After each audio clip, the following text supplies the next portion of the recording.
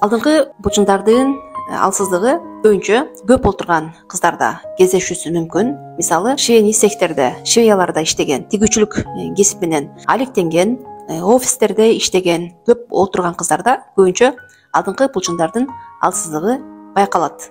Жатындын ылдыйлоосу дагы көп отурган кыздарда көбүрөөк кездешет. Көп отурган кыздар жок дегенде бир күндө 20 мүнөт ушул техниканы жасап койсоңуздар, алдыңкы булчуңдарыңыздарда кан айлануу жакшырып, сиздердин жатын булчуңдарыңыздарга эстроген гормон көтөрүп, ден соолугуңуздарга өтө жакшы результатын берет кыздар. Ал техниканы жасоодо өзүңүздөрдүн денеңиздерди тырыштырбай, бошотуп, эркин, бош отурасыздар.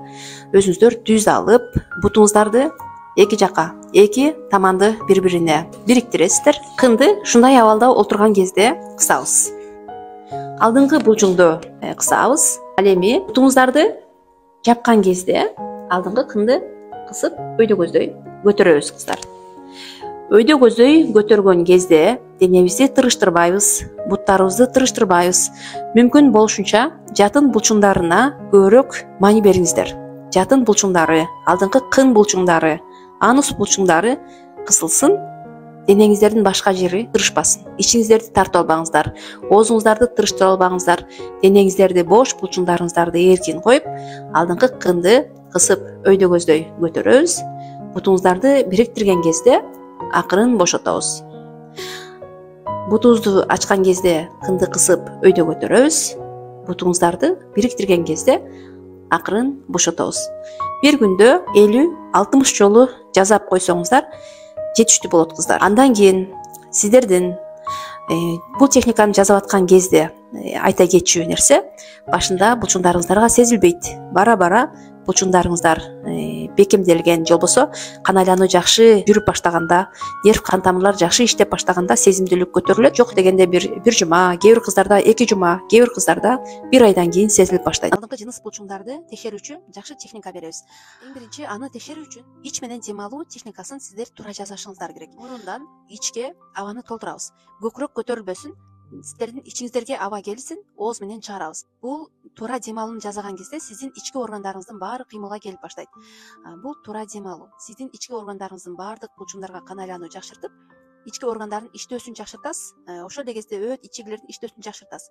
Эми кыздар, алдыңкы жыныс булчуңду текшерүү үчүн кандай кылабыз? Биринчи, аба толтурбаган учурда алдыңкы кындын булчуңдарын кысабыз. Алдыңкы кын булчуңун кысабыз. Эми ичке аба толтурабыз. Ичке аба толтурган кезде, эгерде сиздин кын булчуңдарыңыз бошоп кетип жаткан болсо, анда сизге сөзсүз интимдүү гимнастика керек. Эгерде сизде алдыңкы жыныс булчуңдарыңыздарды кысып ичке аба толтурган кезде эгер бошоп кетип аткан болсо алдыңкы булчуңдарыңыздар кыздар, анда сиздин мээ менен булчуңдардын байланышы жоктугун билдирет. Экинчи тараптан алдыңкы булчуңдардын боштугун билдирет. Кыздар, сиздерге андан кийинки техниканы беребиз. Бул жамбашты өйдө көтөрүп, жамбашыңыздарды айландырган кезде алдыңкы булчуңдарыңыздарды өйдө көтөргөн кезде кысып, ылдый айландырган кезде бошотсоңуздар болот. Муну жасаган кезде өзүңүздөрдүн денеңиздерди бош, жамбашты айландырасыздар. Омурткада кан айлануу жакшы жүрөт. Ошол эле кезде омурткадагы кан айлануунун жакшы болуусу сиздердин алдыңкы булчуңдарыңыздардагы сезимдүүлүктү көтөрөт. Ошол эле кезде андан кийинки техникада сиздер шарикти жамбашыңыздарга коесуздар, же болбосо үйүңүздөрдө шейшепти ороп, убалык кылып кое алсаңыздар дагы болот. Ушундай абалда жамбашыңыздарды жерге чапкылайсыздар.